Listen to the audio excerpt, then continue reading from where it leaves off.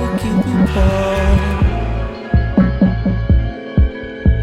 Sierra Leone,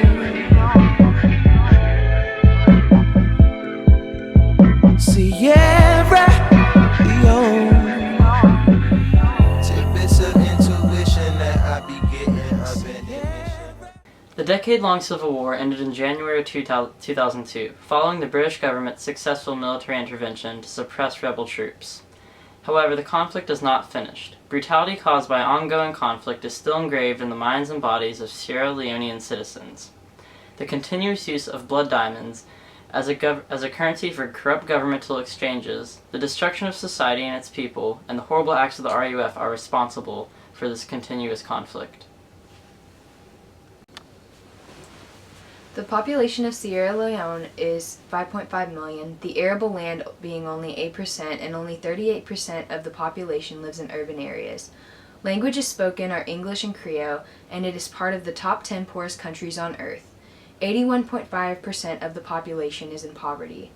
The religion consists of Islam and Christianity, Islam being 60%, Christianity being 10%, and indigenous believers being 30%. Its resources are mostly in diamonds, titanium ore, bauxite, iron ore, gold, and chromite.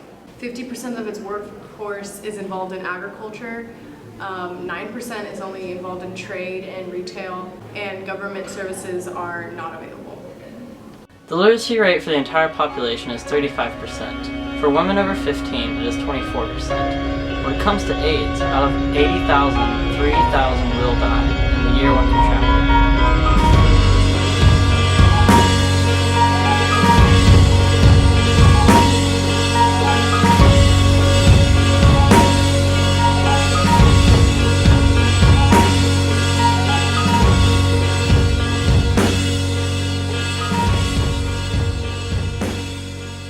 The RUF even forced young children to become child soldiers with false promises of reuniting with their families or threatening them. The child soldiers were then forced to chop people's limbs off and commit acts of murder.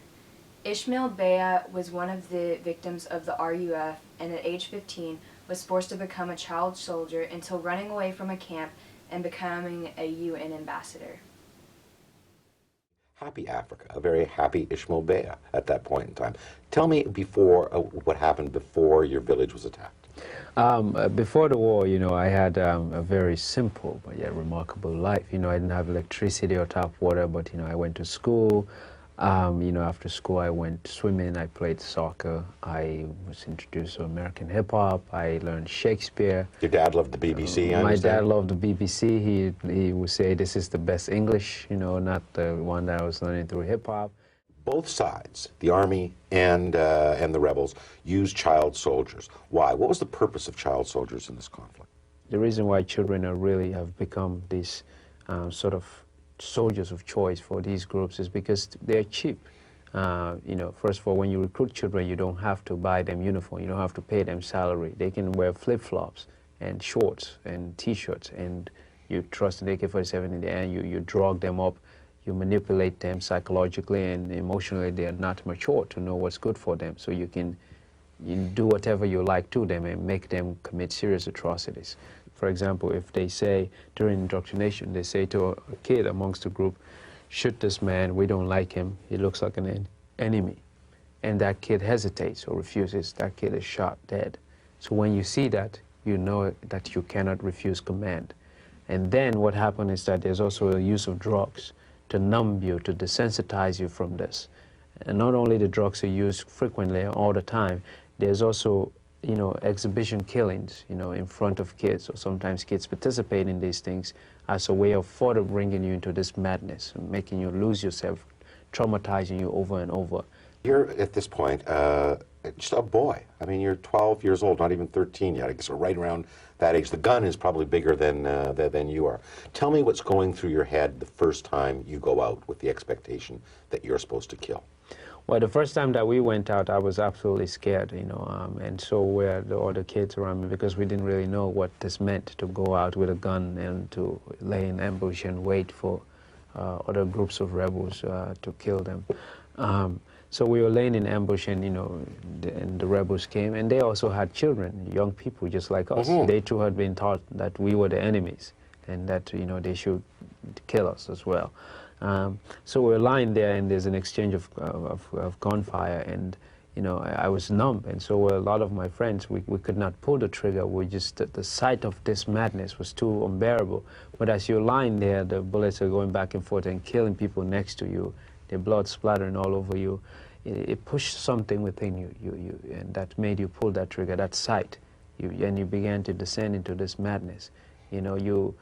It's almost like something pushed within you that said, if you didn't pull this trigger, you too will be dead, as those people lying next to you were dying. So it became a war after that of just to stay alive required you to kill somebody. If not, somebody will kill you. And then The Liberian leader Charles Taylor was heavily involved in the Sierra Leonean Civil War through the trade of illegal blood diamonds to get money for weapons.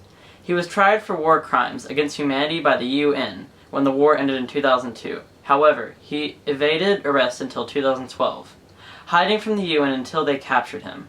Today, he has been convicted, tried, and found guilty for crimes against humanity. He'll spend 50 years in prison. That's all for our story on the Sierra Leonean Civil War. Thank you for watching.